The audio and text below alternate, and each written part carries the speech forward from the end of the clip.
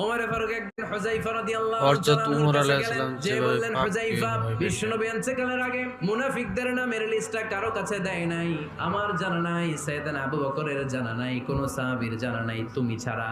আমি তোমার হুম। কাছে জানতে চাই, আমি ওমরের নামটা ওই মুনাফিকদের খাতায় আছে কিনা আমার একটু বলো। আমার নাম যদি মুনাফিকের লিস্টে থাকে আমি তো শেষ। যদি থাকে আমি ভালো হয়ে যাব। আমি নেফাকি দূর করে পাক্কা মুমিন হতে চাই। হুযায়ফা চোখের পানি ছেড়ে দিয়ে বলে, আমিরুল মুমিনিন, কেমন প্রশ্ন করলেন আপনি? আপনি বিশ্বনবীর শ্বশুর। এই উম্মতে হুম। আপনার পজিশন 3 নাম্বার। আপনারে মুনাফিকরা ভয় পায়, শয়তান আপনারে ভয় পায়।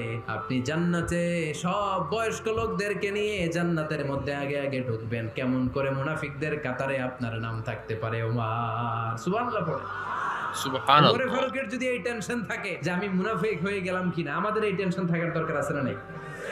যেন সব সময় আল্লাহর কাছে দোয়া করতে হবে।